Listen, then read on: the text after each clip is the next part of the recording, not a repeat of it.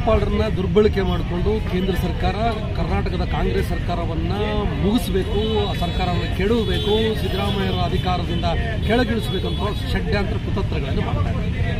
ರಾಜ್ಯಪಾಲರು ಸಂವಿಧಾನದ ರಕ್ಷಕರ ಕೆಲಸ ಮಾಡೋದ್ರ ಬದಲಾಗಿ ಬಿಜೆಪಿಯ ಏಜೆಂಟ್ ರೀತಿಯಲ್ಲಿ ವರ್ತನೆ ಮಾಡ್ತಾ ಇರೋದು ಇವತ್ತು ಗೊತ್ತಾಗಿದೆ. ಇದು ಸಂವಿಧಾನದ ಮೇಲೆ ನಡೀತಾ ಇರುವಂಥ ದಾಳಿ, ಇದು ಸಂಸದೀಯ ವ್ಯವಸ್ಥೆಯನ್ನು ನಾಶಗೊಳಿಸ್ತಾ ನಡೀತಾ ಇರುವಂಥ ಹುನ್ನಾರ. ಇದರ ವಿರುದ್ಧ ಇವತ್ತು ರಾಜ್ಯವ್ಯಾಪಿಯಾಗಿ ಕಾಂಗ್ರೆಸ್ ಪಕ್ಷದ ನೇತೃತ್ವದಲ್ಲಿ ಪ್ರತಿಭಟನೆ ಹಮ್ಮಿಕೊಂಡಿದ್ವಿ. ಆ ಪ್ರತಿಭಟನೆ ಇವತ್ತು ಯಶಸ್ವಿಯಾಗಿ ನಡೆದಿದೆ. ದೊಡ್ಡ ಪ್ರಮಾಣದಲ್ಲಿ ಸಾವಿರಾರು ಸಂಖ್ಯೆಯಲ್ಲಿ ಜನ ಇವತ್ತು ಈ ಪ್ರತಿಭಟನೆ ಹೋರಾಟದಲ್ಲಿ ರಾಜ್ಯವ್ಯಾಪಿ ಭಾಗವಹಿಸಿದ್ದಾರೆ. ಕಾನೂನು ಪ್ರಕ್ರಿಯೆ ಯಾವ ರೀತಿ ಇರುತ್ತೆ ಸರ್ ಚಿಂತನೆ? ರಾಜ್ಯಪಾಲರು ಇವತ್ತು ಪ್ರಾಸಿಕ್ಯೂಷನ್ಗೆ ಅನುಮತಿ ಕೊಟ್ಟಿದ್ದಾರೆ. ಈ ಪ್ರಾಸಿಕ್ಯೂಷನ್ ಅನುಮತಿಯಲ್ಲಿ ಯಾವುದೇ ಪ್ರೊಸೀಜರ್ಗಳನ್ನು ಫಾಲೋ ಮಾಡಿಲ್ಲ, ನಿಯಮಗಳನ್ನು ಗಾಳಿಗೆ ತೂರಿದ್ದಾರೆ, ಏಕಪಕ್ಷೀಯವಾಗಿ ಅವರು ತೀರ್ಮಾನ ಮಾಡಿದ್ದಾರೆ. ಹಾಗಾಗಿ ನ್ಯಾಯಾಲಯದಲ್ಲಿ ಇವತ್ತು ರಿಟ್ ಪಿಟಿಷನ್ ಅನ್ನು ಫೈಲ್ ಮಾಡಿದ್ದೇವೆ.